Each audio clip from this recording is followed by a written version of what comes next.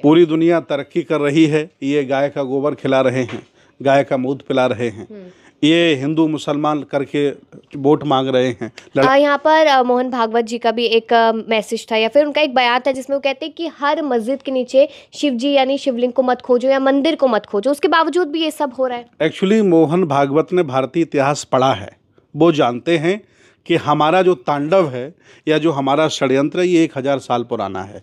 अगर और ज़्यादा गहरी खुदाई करेंगे तो नीचे बुद्ध विहार निकल आएगा, सम्राट अशोक की लाट निकल आएगी। 1250 साल बुद्ध की यहाँ संस्कृति रही, इसलिए चतुर हैं वो मोहन भागवत जी, लोगों को मना कर रहे हैं कि गहरी खुदाई मत करो, हर मंदिर को मत खुदवाओ मस्जिद को, नहीं बुद्ध विहार निकल आएगा। तो कुछ पोल वोल खुल जाएगी। इन्हें मुसलमानों से नफरत नहीं है, जो पैसे वाले मुसलमान हैं उनको ये बेटियां भी दे देते। नमस्कार, आप देख रहे हैं द जनता लाइव, मैं हूं कशिश आपके साथ। देखा जाए उत्तर प्रदेश के संभल में किस तरीके से मामला जो था वो अब हिंसा में बदलता हुआ नजर आया। यहां पर देखा जाए तो एक वकील है जिनका नाम विष्णु शंकर है, जो यहां पर पिटीशन लगातार डालते हैं और कहा जाता है कि अलग अलग जहां पर मंदिर है, मस्जिद है, वहां पर सच्चाई निकाली जाएगी। अब देखा जाए तो मस्जिद थी और वो यहाँ पर मुगल काल से वो मस्जिद थी जिसको यहाँ पर अब मंदिर के तौर पर कहा जा रहा है कि मंदिर है तो यहाँ पर मंदिर तो बनेगा। इस तरीके की तमाम जानकारी है। अब संभल की बात है, हमने देखा कि किस तरीके से बहराइच में जो हुआ, तो तमाम मुद्दे यहाँ पर आते हैं कि उत्तर प्रदेश में लगातार इस तरीके की हिंसा क्यों। हमारे साथ इस मुद्दे पर चर्चा करने के लिए यहाँ पर भंते सुमित रतन जी हैं। तो सर, सीधा सवाल है कि क्यों ये मामले उत्तर प्रदेश से लगातार सामने आ रहे हैं, हिंसा भड़काई जा रही है या हिंसा की पूरी प्लानिंग है, क्या लगता है उसमें? देखिए, जो मानवता के दुश्मन हैं ये आए दिन हिंसा को प्रायोजित करते रहते हैं। जो पिटिशनर है, जो हर जगह मंदिरों में और मस्जिदों में जो केस डाल रहा है, वो एक ही व्यक्ति है, चाहे वो मथुरा वाला हो, चाहे वो संभल वाला हो। और जिस तरह से एक बार जांच हो गई तो दोबारा सर्वे किया गया, इसमें मुझे लग रहा है कि जो स्थापित लोग हैं राजनीति में, जो शासक हैं, जो नेता हैं, ख़ास तौर से बीजेपी के लोग, ये लोग हिंदू मुसलमान कराना चाहते हैं और ये अब यही करा कर के अगले चुनाव जीतना चाहते हैं। ये शायद उनका मंशा है।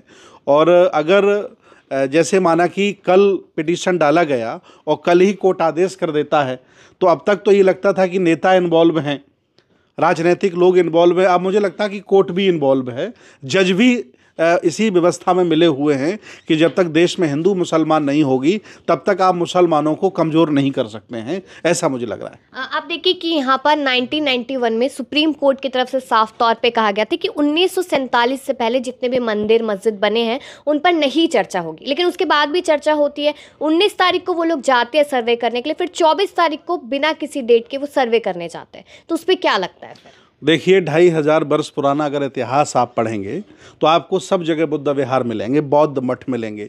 हिंदू धर्म जो है ये हमारी महायान शाखा का बदला हुआ रूप है। जितनी भी संस्कृत में किताबें हैं, जितने भी बड़े बड़े ग्रंथ हैं, इनकी उम्र ही 1000 साल है। 1000 साल से पुराना संस्कृत में कोई आज दिन तक शिलालेख नहीं मिला। मैं पाली और कह सकते हैं कि धम्मलिपि दोनों की जानकारी रखता हूँ। एक भी शिलालेख पूरे भारत में आज दिन तक संस्कृत में हमें नहीं मिला। तो ये जो लोग केस कर रहे हैं, इनके 1000 साल पुराने मंदिर हो सकते हैं और मस्जिदें 500 साल पुरानी हो सकती हैं, लेकिन अगर और गहरी खुदाई ये करेंगे तो बुद्ध विहार निकलेगा, मठ निकलेगा। 84,000 बौद्ध मठों के ऊपर मस्जिदें बनाई गई, उन्हीं के ऊपर मंदिर बनाए गए हैं। इसलिए मैं सरकार से कहता हूं कि मन से काम करें, दिल से काम करें, तो ना वहाँ मुसलमान दिखाई देगा, ना हिंदू दिखाई देगा, वहाँ बुद्ध दिखाई देंगे। आप लेकिन ये देखिए कि जिस तरीके से अभी ये संभल का मामला हुआ, उससे पहले हमने बहराइच का मामला यहाँ पर देखा था, बाराबंकी का देखा, तो यहाँ पर योगी सरकार कहती है कि हमारे समय पर इस तरह की घटनाएं नहीं होती, फिर भी घटनाएं लगातार सामने आती है। तो उसको लेकर क्या कहेंगे कि सरकार की बातें क्या झूठी है? फिर देखिए, नफरती जो प्रोपोगंडा चल रहा है उत्तर प्रदेश में, इसके सरगना योगी जी हैं। ये तो अपने आप को बचाते हैं, छुपाते हैं कि मैं दंगा नहीं होने देता हूँ।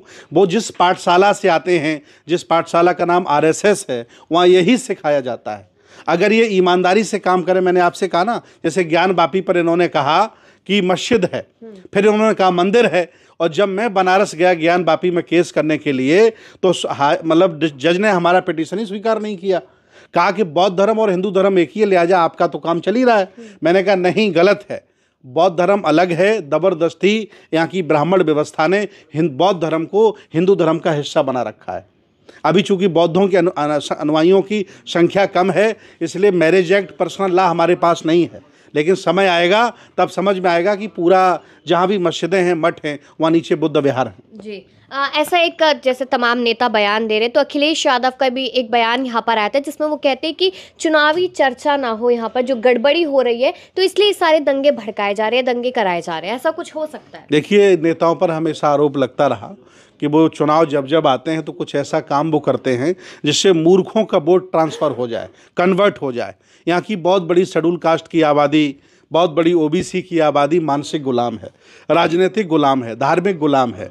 तो वो मुसलमानों के प्रति नफरत फैलाकर उनसे लाभ लेना चाहते हैं, उनका वोट लेना चाहते हैं। शायद ये षड्यंत्र संभल में भी यही हुआ और ये बहराइच में भी यही हुआ, मुझे समझ में तक आता है। तो जिस तरीके से यहाँ पर पुलिसकर्मी जाते हैं, लेकिन उनके पीछे यहाँ पर पूरा एक संगठन जाता है जो नारे लगाते हैं, जिसको अब भड़काऊ नारे कहा जा रहा है, तो ये क्या स्क्रिप्टेड है या फिर नहीं है? उनके आप भाषण सुनिएगा, अभी नरसिम्हा, यति नरसिम्हा का भाषण सुनिए और बाबा के भाषण सुनिए, और कई एक अभी शर्मा है जो ठाकुर देवकी नंदन, उसके भाषण सुनिए। ये पूरे दिन नफरत फैलाने की बात करते हैं। इन्होंने कहा कि सनातन बोर्ड चाहिए। मैंने कहा भैया, हमारे सनातन शब्द को आप मत चोरी करो, आप हिंदू ही बने रहो। क्या हिंदू बने रहने में आपको तकलीफ है? हमारे सनातन शब्द की चोरी मत करो, मैंने निवेदन किया है। क्या हिंदू बने रहने में आपको तकलीफ है जो सनातन बोर्ड बनाया जाए? मैंने कहा भारतीय पुरातत्व सर्वेक्षण के पास जितनी भी संपत्ति है वो लगभग 99% बौद्धों की संपत्ति है, और प्राचीन बौद्ध सभ्यता का बोर्ड जब तक नहीं बनेगा तब तक उसकी रक्षा नहीं हो सकती। अगर ऐसा हो गया तो ये हिंदू भी एक्सपोज होंगे और मुसलमान भी एक्सपोज होंगे जो बौद्धों की संपत्ति पर कब्जा करके बैठे हैं। तो आपको लगता है कि उत्तर प्रदेश एक सबसे बड़ा उदाहरण है कि जहाँ पे धार्मिक जो होती है, धार्मिक चीज़ें होती है, ये संप्रदाय होते हैं, तो उनके बीच में लड़ाइयाँ बहुत ज़्यादा देखी जाती है, हिंसा वहाँ पर बहुत ज़्यादा देखी जाती है। पूरी दुनिया तरक्की कर रही है, ये गाय का गोबर खिला रहे हैं, गाय का दूध पिला रहे हैं, ये हिंदू मुसलमान करके वोट मांग रहे हैं, लड़ा रहे हैं। तो मैं निवेदन करूंगा कि भारत को बचाना चाहते हो और भविष्य को बचाना चाहते हो तो विज्ञानवादी, तर्कवादी बनिए। ये झगड़ा आपको हमेशा मिटाता रहा है। इतिहास उठा के देख लीजिए कि चाहे जितना सुंदर किला राजा ने बनाया हो, जब जब दूसरा राजा आया उस किले को तोड़वा के अपना बनवाया है। तो ये नफरत की राजनीति भारत के लिए ठीक नहीं है, लोकतंत्र के लिए ठीक नहीं है, और आम जनमानस को इस पर विचार करना चाहिए कि नेताओं के और धर्मगुरुओं की बातों में ना आए और यहाँ अमन चैन बना रहे। तो भाजपा भी तो इसी चीज़ पे विचार कर रही है कि सबको साथ लेकर चल रहे हैं। आप कह रहे हैं कि यहाँ पर लोगों को ये चीज़ समझनी चाहिए, भाजपा भी तो यही समझा रही है। देखिए, जनसंख्या ज़्यादा हो गई है भारत में। अभी भाजपा के एक नेता हमें बता रहे थे कि जनसंख्या यहाँ ज़्यादा हो गई है, अगर नसबंदी का प्लान करेंगे तो जनता मेरे खिलाफ हो जाएगी। ये नफरत फैलाने वाले लोग हैं, ये भारत के लोग नहीं हैं, ये विदेशी लोग हैं, इसीलिए भारत की संस्कृति से प्यार नहीं। ये जनता नहीं समझ रही है, क्योंकि यहाँ पर संभल में भी 4 लोगों की यहाँ पर मौत हुई है, और उससे पहले हमने देखा था कि बहराइच में क्या हुआ था, वहाँ पर माफ़ कीजिएगा, यहाँ पर मिश्रा जी मारे गए थे। तो आपको नहीं लगता कि यहाँ पर जनता को समझने की ज़रूरत है इस चीज़ को? भारत की बड़ी आबादी नंगी भूखी है या रोटी कपड़ा मकान के चक्कर में लोग लगे हैं, ये सियासत नहीं समझ पा रहे हैं, और इसीलिए सरकार भी इन्हें नंगा भूखा रखना चाह रही है ताकि ये सियासत समझ ना पाएं। अगर ये सियासत समझ जाएंगे तो चालाक और चालबाज लोग राजनीति से बेदखल हो जाएंगे। इसलिए जानबूझ करके सियासत लोगों को नंगा भूखा रखना चाह रही है, बेरोजगार रखना चाह रही है। तो इस मुद्दे पर ऐसा कुछ है कि आप लोग कुछ कर सकते हैं, जनता को समझा सकते हैं इन चीज़ों को लेकर? बोल सकता हूँ, लोकतंत्र में बोल रहा हूँ।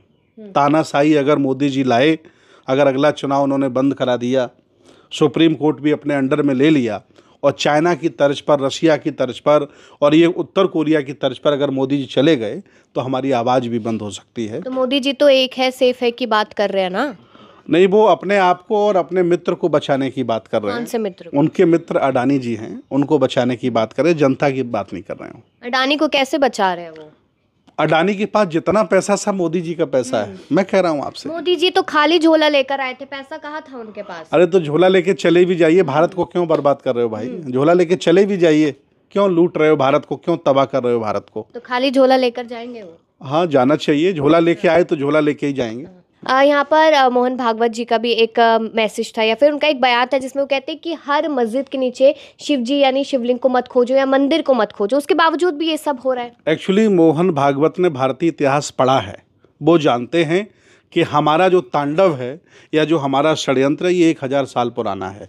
अगर और ज़्यादा गहरी खुदाई करेंगे तो नीचे बुद्ध विहार निकल आएगा, सम्राट अशोक की लाट निकल आएगी, महापद्म नंद का साम्राज्य निकल आएगा, पाल साम्राज्य निकल आएगा, नागों का साम्राज्य निकल आएगा। 1250 साल बुद्ध की यहाँ संस्कृति रही, इसलिए चतुर हैं वो मोहन भागवत जी, लोगों को मना कर रहे हैं कि गहरी खुदाई मत करो, हर मंदिर को मत खुदवाओ, मस्जिद को, नहीं बुद्ध विहार निकल आएगा। तो कुछ पोल वोल खुल जाएगी मतलब। इन्हें मुसलमानों से नफरत नहीं है।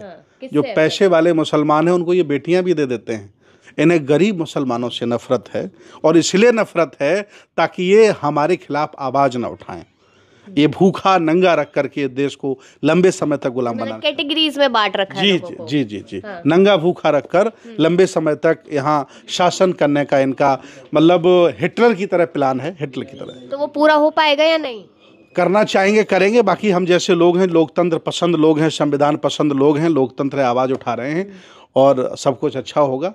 तानाशाही भी नहीं रहेगी और लोकतंत्र की रक्षा होगी। जी बिल्कुल, आपने यहाँ पर सुना है कि भंते जी ने यहाँ पर क्या कुछ कहा है, लेकिन देखा जाए कि किस तरीके से संभल की घटना जो है इसको रोकने की पूरी कोशिश शायद की जा रही है, लेकिन वो रुक नहीं रही है। 29 तारीख को यहाँ पर कोर्ट के सामने जाना है, तब यहाँ पर सारी चीज़ें पेश की जाएगी। लेकिन यहाँ पर हिंदू मरे या मुस्लिम मरे, मर किसी का बच्चा ही रहा है। अब ये यहाँ पर सवाल लगातार बनते हैं कि आखिरकार इन सारी चीज़ों के पीछे कौन है, कौन करवा रहा है, क्योंकि यहाँ पर सारे नेता एक के बाद एक बयान जरूर दे रहे हैं। अब देखना होगा कि क्या होता है इस मुद्दे पर। अपनी राय दीजिएगा और देखते रहिए द जनता लाइव।